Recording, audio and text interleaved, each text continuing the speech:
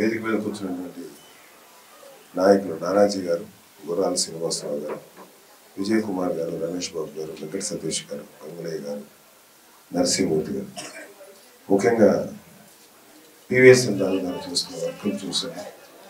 ఆయన యొక్క కష్టాన్ని చూశాను. నిజంగా ప్రజల యొక్క బాగు కోసం వాళ్ళు బాగుండాలని చెప్పి ఆయన పడుతున్న తాపత్రయాన్ని మనస్ఫూర్తిగా అర్థం చేసుకుంటాను. వెరీ గుడ్ రాజు గారు, థ్యాంక్ యూ వెరీ మచ్. నేను గత 3 రోజుల నుంచి ఈ నియోజకవర్గం వారీగా తిరుగుతున్నాను. ఇంకా రేపు అనకాపల్లి ఒకటి తిరగాల్సి వస్తుంది. ఆ తర్వాత వైజాగ్ మీద ఫోకస్ చేయాలి. వైజాగ్ ఏరియా అంటే ఈ అనకాపల్లి పార్లమెంట్, వైజాగ్ పార్లమెంట్ మీద కూడా నేను దృష్టి సారించాలి. అలాగే మొత్తం ఆంధ్రప్రదేశ్ సంబంధించినటువంటి మ్యాక్సిమం ఎక్కడైతే జనసేన పోటీ చేస్తుందో అటువైపు కూడా నా దృష్టి సారించాలి. అందుకని డీప్గా తిరుగుతున్నాం. చాలా ఎక్కువగా అర్థం చేసుకుంటూ ట్రై చేస్తాను. సో ఈ ఏరియా చూడవరం అంటే మీ అందరికీ నాకు బాగా ఫస్ట్ గుర్తొచ్చేది రాకెట్ రావు. రాకెట్ రావు నాకు చాలా ఇష్టమైన వ్యక్తి, చాలా అమాయకుడు, జబర్దస్త్గా చేస్తున్నాడు. అతను చూస్తే నాకు అర్థమైంది ఏంటంటే అంటే ముఖ్యంగా ఉత్తరాంధ్రలో ఇంత దోపిడీ జరుగుతుంది, ఇంత దుర్మార్గం జరుగుతుందంటే ఇక్కడ 2 రకాల నాయకులు ఉన్నారు, 2 రకాల మనుషులు ఉన్నారు. 99.99% అమాయకులు, 0.001% మహాముతురులు అనమాట. వాళ్ళు నాయకులుగా మారారు. మిగతా 99% అమాయకులు. సో వాళ్ళకి వీళ్ళని ఎలా దోచుకోవాలి, వీళ్ళని ఎలాగ ఎక్స్ప్లాయిట్ చేయాలి, వీళ్ళని ఎలాగా అలాగే అంటే ఎటువంటి డెవలప్మెంట్ లేకుండా ఎప్పుడు అలా ఉంచాలనేది వాళ్ళకి తెలిసినంత గొప్ప ఇట్లా అవుతుంది. నాకు తెలిసినంత ఇక్కడ చాలా దారుణమైనటువంటి వ్యక్తిత్వాల నాయకులు ఉన్నారు. మరీ ముఖ్యంగా చెప్పాలంటే వైసీపీలో ఉన్నంత క్రూరమైన నాయకులు, స్వార్థం, క్రూరత్వం, ఇలాంటి నాయకులు నేను ఇంతవరకు 1970 నుంచి నేను ఇంటర్మీడియట్ చదువుతున్నప్పటి నుంచి గమనిస్తున్నాను. ఇంత దుర్మార్గమైన నాయకత్వాన్ని ఎక్కడ వినలేదు, చూడలేదు. అంత దారుణంగా ఉంది. ఒక్కొక్కసారి ఏమైపోతుంది అంటే మనకి కర్మానం ఉంది. మనం ఏదైనా పని చేస్తే దానికి తగినటువంటి ఫలితం తీసుకుంటాం. ఒక్కొక్కసారి మనం వ్యక్తిగతంగా కొన్ని కర్మలు చేస్తాం, కానీ రాష్ట్ర వ్యాప్తంగా మనం చేసుకున్న కర్మ ఎవడ వైసీపీ నెత్తి మీద ఎక్కించుకొని ఆ కర్మను అనిపిస్తున్నారు ప్రతి ఒక్కరు. అదే కరణం ధర్మశ్రీ లాంటి వ్యక్తి మాకు రోడ్లు లేవు, గోతులు ఉన్నాయనే మాట మాట్లాడేది. ఒక ఎమ్మెల్యేగా అయ్యింది అతను తన నియోజకవర్గంలో కనీసం రోడ్లు వేయించుకోలేని దుస్థితిలో ఉన్నాడంటే అంతకన్నా దారుణంగా ఎక్కడన్నా ఉంటుందా అనేది నేనేమంటానంటే, మీరు మన జన సైనికులు కానీ నాయకులు కానీ ఎవరైనా సరే ఎక్కడైనా సరే మేము ఇష్యూస్ మీద ప్రశ్నిస్తాం, విధానాల మీద ప్రశ్నిస్తాం. ఈ విధానం కరెక్ట్ లేదు, ఈ చట్టం కరెక్ట్గా లేదు, మీరు ప్రవేశపెట్టినటువంటి ఈ ఇష్యూ కరెక్ట్గా లేదు, ఇంటి మీద ప్రశ్నిస్తాం. వాళ్ళు సమాధానం చెప్పడం రాదు, సరైనటువంటి ఎక్స్ప్లెనేషన్ ఇవ్వరు. ఏం చేస్తారంటే దాంతో వ్యక్తిగతమైనటువంటి దోషణకి లేకపోతే క్యారెక్టర్ అసాసినేషన్ ట్రై చేస్తారు. ఇక్కడ మనం గుర్తుంచుకోవాల్సింది ఏంటంటే, మేము ప్రజా జీవితంలో 1978 నుంచి ఉన్నాం. అది సినిమా అవనండి, రాజకీయం అవనండి, ఎన్నో చీత్కారాలు, ఎంతో మంది మాటలు పడ్డాం, ఎంతో మంది చేతులు అవమానాలు పడ్డాం. అలాగే ఎంతో మంది మీలాంటి కోట్లాది మంది అభిమానులు, ప్రజల యొక్క అభిమానాలు కూడా పొందగలిగాం. మాకు ఏమనిపిస్తుంది అంటే, ఓకే ఎన్ని అవమానాలు ఎదురవని ఎన్ని అవనాయి, ఈ ప్రజల కోసం మనం ఏం చేయాలి అనేటువంటి ఆలోచనతోటి ఆ రోజు చిరంజీవి గారు ప్రజారాజ్యం పార్టీ పెట్టిన అనేక కారణాలతోటి ఆ పార్టీ కాంగ్రెస్ విలీనం చేయడం జరిగింది. చాలా మంది డిసప్పాయింట్ అయ్యారు. ఆ నిరాశ పొందినటువంటి ప్రజల యొక్క ఆశని తిరిగి చిగురింపు చేయడం కోసం పవన్ కళ్యాణ్ గారు జనసేన ఎంత గొప్ప పార్టీ. జనసేన అంటే ఎంత గొప్ప వ్యక్తిత్వం అంటే ఐడియాలజీ మీద బతుకుతున్న పార్టీ, డబ్బుతో బతుకుతున్న పార్టీ, ఐడియాలజీ మీద ఉన్న పార్టీ. ఇవాళ ఇలాంటి యంగ్స్టర్స్ ఉన్నారు, ఇక్కడ చాలా మంది కుర్రోళ్ళు ఉన్నారు, అయితే వేరే మహిళలు ఉన్నారు. ఒక ప్రశ్నించడానికి కాలు పట్టుకుని అడిగేయడానికి ఒక గొప్ప ప్లాట్ఫామ్ క్రియేట్ చేశారు, ఒక స్టేజ్ క్రియేట్ చేశారు. ఇవాళ ప్రభుత్వ విధానాల మీద గట్టిగా చాలా బలంగా పోరాడుతున్నది మన జన సైనికులు, వీర మహిళలు. ఈ విషయంలో నాకు ఎటువంటి సందేహం లేదు, అద్భుతంగా పోరాడు. ఎందుకంటే మీ పోరాటానికి, మీ ఫైటింగ్ స్పిరిట్ కి మూల కారణం ఎవరంటే పవన్ కళ్యాణ్. ఒక నిజాయితీ పరుడైన వ్యక్తి ఒక నాయకుడిగా ఉంటే కార్యకర్తలు కానీ ఎవరైనా సరే ఎంత బలంగా పోరాడగలుగుతారు, చేయగలుగుతారు, ఎంత బలమైన పోరాటం చేయగలుగుతారు అన్నది మన జనసేన తార్కాణం. సమస్యల మీద అవగాహన పెంచుకోవడం మనకు చాలా అవసరం. రేపు టీడీపీ, మన జనసేన, ఈ జనసేన టీడీపీ అలయన్స్ లో కలిసే ప్రభుత్వం ఖచ్చితంగా ప్రజలకు ఉపయోగపడే ప్రభుత్వం అవ్వాలి తప్ప, ఎందుకంటే మనకి ఇక్కడ జనసేన కలవటం వల్ల ఖచ్చితంగా ఒక అద్భుతమైన మార్పు తేవాలనేటువంటి నిర్ణయంతో ఉండటం వల్ల ఖచ్చితంగా ఈ సమస్య మీద అవగాహన పెంచుకోవాలి. ఇంకా డీప్గా స్టడీ చేస్తున్నాం. అన్నిటికన్నా ఈ సుజల స్రవంతి ప్రాజెక్ట్ని త్వరితగా పూర్తి చేయాలి. ఇలాంటి ప్రాజెక్టు 8 లక్షల ఎకరాలకి ఉత్తరాంధ్ర మొత్తం, అలాగే చోడవరంలో 1.5 లక్షల మంది రైతులకి ఉపయోగపడుతుందంటే నిజంగా చాలా, ఇదొక్కటి వస్తే చాలండి చోడవరం ఎక్కడికో తీసుకెళ్ళగలం. అలాగే షుగర్ ఫ్యాక్టరీకి సంబంధించి ఇందాక పెద్ద ఆయన చెప్పారు, ఇంచుమించు ఎంతమంది అండి, 24,000 మంది రైతులు చోడవరం మాడుగులు, అలాగే 4,000 మంది కార్మికులు. వీళ్ళని అంటే స్లోగా ఏం చేస్తారంటే ఈ నాయకులందరూ ఇలాంటి ఫ్యాక్టరీస్ని ఇలాగ ఆదాయాలు ఇచ్చే వాటిని స్లోగా సిక్ చేసి, అంటే వాటిని నెమ్మదిగా క్షీణించిపోయేలా చేసి క్లోజ్ చేస్తారు. ఇవాళ ఆంధ్రప్రదేశ్లో ఎన్ని షుగర్ ఫ్యాక్టరీస్ ఉన్నాయో అన్ని సిక్ ఇండస్ట్రీస్ అయిపోయాయి. మనం మేము తిరిగినటువంటి నియోజకవర్గాల్లో చాలా చోట్ల ఇలా క్లోజ్ అయిపోయినటువంటి ఇండస్ట్రీస్ ఉన్నాయి. వాళ్ళ దృష్టి ఏంటంటే ఇలాంటి ఇండస్ట్రీస్ క్లోజ్ చేసి నెమ్మదిగా ప్రజల దృష్టిని మరలించి అక్కడ ఉండే ఆ ఇండస్ట్రీ తాలూకు ల్యాండ్ని ఎలా వాడుకోవాలి, ఎలా కబ్జా చేయాలని ఆలోచించేవాళ్ళు. అలాగే ఈ ప్రాంతంలో వైద్య సదుపాయం 50 పడకల ఆసుపత్రి అన్నారు. 50 పడకలు ఏంటంటే ఇలాంటి చోట అంటే ఫస్ట్ పాయింట్, ఎమర్జెన్సీగా ఏదన్నా ఇష్యూ వచ్చినప్పుడు ప్రజల ఆరోగ్యాన్ని రక్షించాల్సినటువంటి బాధ్యత ప్రతి ప్రభుత్వం మీద ఉంది. పవన్ కళ్యాణ్ గారు ఒక సందర్భంలో చెప్పిన మాట, విద్య వైద్యం ప్రజలకు ఫ్రీగా ఇవ్వాలి. మీరు ఎన్నైనా చెప్పండి, అది ఇంగ్లీష్ మీడియంగా డెవలప్ చేద్దామా, మన భాషలో తెలుగు మీడియంగా డెవలప్ చేద్దామా, దట్ ఈస్ సెకండరీ. జ్ఞానాన్ని సంపాదించడానికి లాంగ్వేజ్ అవసరం లేదు. ఇవాళ ప్రపంచంలో చాలామంది మహాజ్ఞానులకి ఇంగ్లీష్ రాదు, కానీ వాళ్ళు జ్ఞానులుగానే గుర్తించారు. సో జ్ఞానం అనేది ముఖ్యం. ఏ లాంగ్వేజ్ అయినా పర్లేదు, ఎటువంటి మీడియం అయినా పర్లేదు. సో ముందు విద్య అనేది చాలా డెవలప్ అవ్వాలి. ఎందుకంటే ఇలాంటి చిన్నపిల్లలు ఉన్నారు ఇక్కడ, మేము వాళ్ళు ఏదో వచ్చారు వెళ్ళిపోతారు వాళ్ళ తల్లిదండ్రులతో అనుకోవట్లేదు.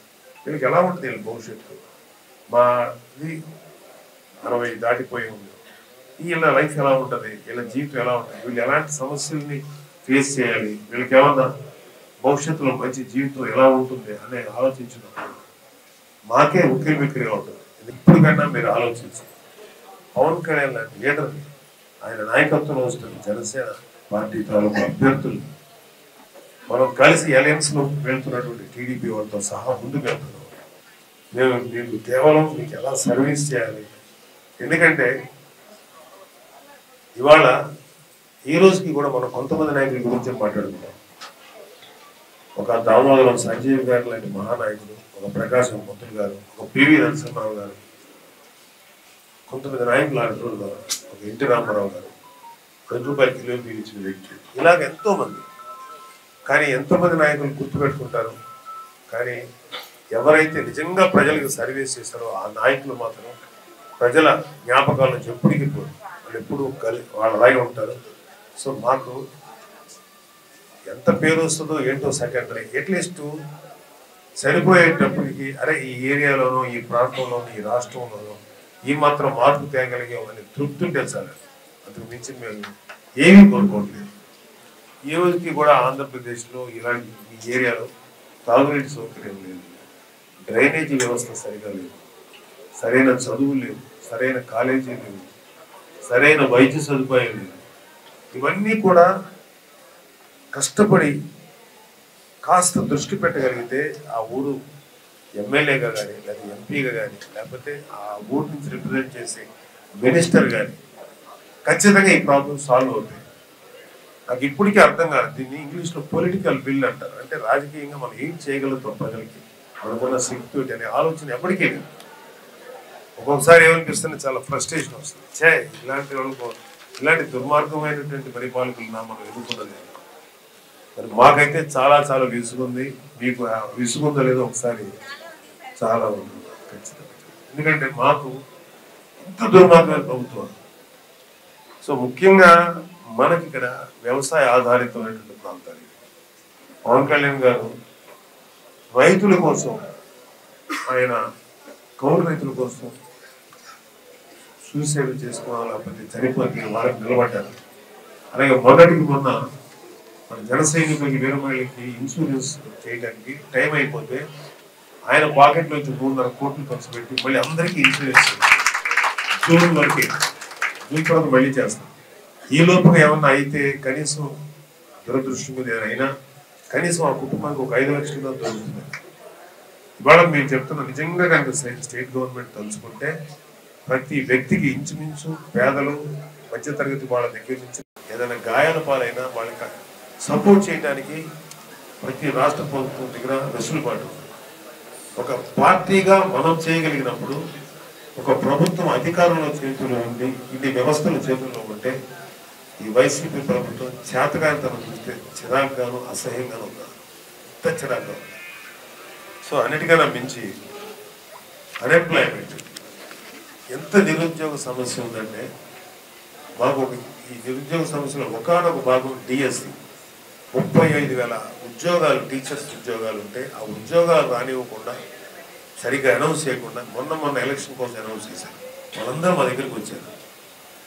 అంటే అది 4.5 సంవత్సరాలుగా వాళ్ళు వెయిట్ చేస్తున్నారు. ఎలాంటి సమస్యలు, 1 కాదు 2 కాదు, కొన్ని వందల సమస్యలు మా దృష్టికి వచ్చింది. మిమ్మల్ని అడిగితే మీరే చెప్పగలరు. అలాగే లా అండ్ ఆర్డర్, ఆడపిల్లలకి రక్షణ లేదు. మన ఆడబిడ్డలు, మన చెల్లెళ్ళు, మన అక్కలు, మన బిడ్డలు వాళ్ళు బయటికి వెళ్తే ఏమైపోతుందో, ఎటువంటి లైఫ్, ఎలాంటి ప్రమాదాలకు వస్తారు, గురవుతారో, ఎలాంటి పరిస్థితులు ఏర్పడతాయి, ప్రతి తల్లి ప్రతి తండ్రి టెన్షన్ పడుతుంటారు.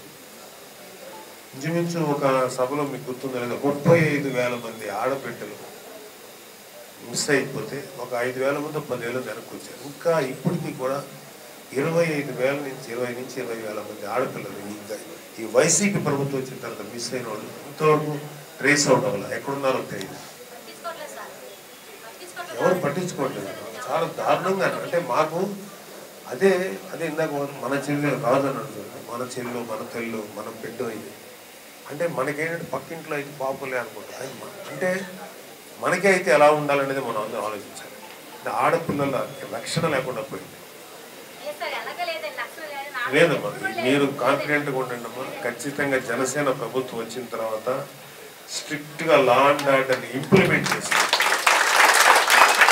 ఎవడైతే తప్పు చేశాడో ఏదో విధంగా, అటు ఆడపిల్లలకు సంబంధించి కానీ క్రైమ్ కానీ ఎవడు చేసినా సరే పోలీసు వ్యవస్థని అత్యంత బలోపేతం చేస్తాం. అన్ని వ్యవస్థలు బలోపేతం, ఒక్కొక్కరిని మెడబెట్టి సెల్లోకి తోసి వారికి తగిన శిక్ష పడే విధంగా మేము 100% కృషి చేస్తాం. మీ దగ్గర నుంచి మాకు కావాల్సిన ఏంటంటే మీరు మాకు మీ ఓటు అనే బలాన్ని మాకు ఇవ్వండి, అదొక్కటి చాలు. మీ రక్షణ కోసం మా జీవితాలు ఇస్తాం. పవన్ కళ్యాణ్ గారు నమ్మండి చాలు. ఆయన ఎన్నోసార్లు ఆవేదన పొందారు, అరే ఒక్క చోటన్నా నన్ను గెలిపించుంటేను, లేకపోతే మా నాయకులు సరిగ్గా ప్రాపర్గా గెలిపించుంటే మీకోసం శాసనసభలో మా గళాన్ని విప్పేవాళ్ళం మేము ఎన్నో విషయాల మీద. అది కూడా అవకాశం నాకు ఇవ్వలేకపోయారని ఆవేదన పడినా ఒకటైతే నిజం, ఆయన వెనక్కి తగ్గరు, వెనక్కి వెళ్ళరు. ఎందుకంటే ఏ ఆశ లేని వాడితో చేసే పోరాటం చాలా దారుణంగా ఉంటుంది. నాకేదో కావాలని చేసేవాడి పోరాటం వేరే ఉంటుంది. ఏ ఆశ లేకుండా పోరాటం చేసేవాడి పోరాటం చాలా తీవ్రంగా ఉంటుంది. ఓడిపోతామని మాకు భయం లేదు, గెలిస్తే కొమ్ములు నెత్తికెక్కు, మా కొమ్ములు ఎక్స్ట్రా. ఏదైనా సరే ప్రజలకు సేవ చేస్తే. భీముల నాయకులు ఒక మంచి డైలాగ్, గజనీ మహమ్మద్ 16 సార్లు దండయాత్ర చేశాడు. దండయాత్ర చేసి ఫైట్ విసుగు లేకుండా ప్రయత్నించి సక్సెస్ అయిన గజనీ మహమ్మద్ పేరు గుర్తుంటుంది, కానీ ఎవరి మీద యుద్ధం చేశాడో అతని పేరు గుర్తులేదంట. చాలా మంచి మాట. మీ వైపు మేము నిలబడతాం. ముఖ్యంగా ఈ చోడవరం గురించి మేము చాలా విన్నాం. మీ ఆప్యాయత అనురాగాలు వస్తున్నప్పుడు మీ కళలో మేము చూసాం. ఖచ్చితంగా మీకోసం నిలబడతాం. మీకు రక్షణగా మేము ఉంటాం. ఎవరైతే ఇక్కడ కామెడీలు చేస్తున్నారో ఎమ్మెల్యేలు, ఎంపీలు వీళ్ళందరికీ తగిన విధంగా బుద్ధి చెప్పి పరిపాలన ఎలా ఉంటుందో అలా చేస్తాం. నమ్మండి దయచేసి. ఒక్క అవకాశం ఇవ్వండి. 25 సంవత్సరాలు మేము తయారు చేసిన వాళ్ళు, మా ద్వారా వచ్చిన వాళ్ళు మినిస్టర్లు అయ్యారు, ఎమ్మెల్యేలు అయ్యారు. కొంతమంది మంచిగా ఉన్నారు, ఇంకొంతమంది వైసీపీలో వెళ్ళిపోయి లంచగొండలుగా మారిపోయారు. అలాంటి అనిపిస్తాడు. అంటే మేము ఈ రోజు కూడా అధికారం తీసుకుంటానికి ఎంత ఓకే మన వాళ్ళు ఎవరొకరు చేస్తున్నారు చెప్తాం. ఈసారి ఖచ్చితంగా ఈసారి పవన్ కళ్యాణ్ గారు శాసనసభలో అడుగుపెట్టి తీరాలని ఖచ్చితంగా మీరందరూ కూడా ఇవాళ చూడవడానికి జనసేన టీడీపీ అలయన్స్ అభ్యర్థి ఎవరు వస్తారు ఆ అభ్యర్థిని గెలిపించండి. ఒకవేళ టీడీపీ అభ్యర్థి వస్తే ఆ అభ్యర్థిని గెలిపించండి. మన జనసేనకు సంబంధించిన అభ్యర్థికి ఎవరికి ఇచ్చినా సరే సంతోషంగా అభ్యర్థి గెలిపించండి. దేనికి చెప్తానంటే మనం ఒకవేళ ఇక్కడ జనసేన అభ్యర్థి నిలబడితే మనం అతను గెలిపిస్తే మన జనసేన ఒక టీడీపీ అభ్యర్థి మనం గెలిపించుకున్నాం అనమాట. ఒకవేళ ఇన్ కేసు అలాంటి పరిస్థితి వచ్చినప్పుడు వేరే చోట మన జనసేన అభ్యర్థులు వచ్చినప్పుడు టీడీపీ వాళ్ళు సపోర్ట్ చేస్తారు. అలాగే ఓట్లు ఒకరికొకరు కోఆపరేట్ చేసుకోవాలి. ఎవరన్నారు ఇంతమంది కలుస్తారేంటి, ఇంతమంది ఉంటారా టీడీపీ జనసేన కలిసి చేస్తే కానీ ఫైట్ చేయాలని ఆయన ఒక్కడే గొప్పగా పోరాడుతున్నాడు. ఆయన ఎస్ ఇంతమంది కలవాలి కొన్నిసార్లు. మీరు ఆడవాళ్ళందరికీ తెలుసు కదమ్మా, మహిషాసురుడిని చంపడానికి అనేక మంది దేవతలతో కలిస్తే కానీ ఒక మహిషాసుర మర్దిని అనేటువంటి దేవత తయారవ్వాలి. ఆవిడికి శక్తిని వచ్చింది. అలాగే ఇలాంటి మహిషాసుర ప్రభుత్వాన్ని దించడానికి 10 మంది కాదు 1,00,000 మంది సపోర్ట్ తీసుకొని please believer. Thank you very much. Love you all. మిమ్మల్ని మళ్ళీ విజిట్ చేస్తాను. జై జనసేన జై.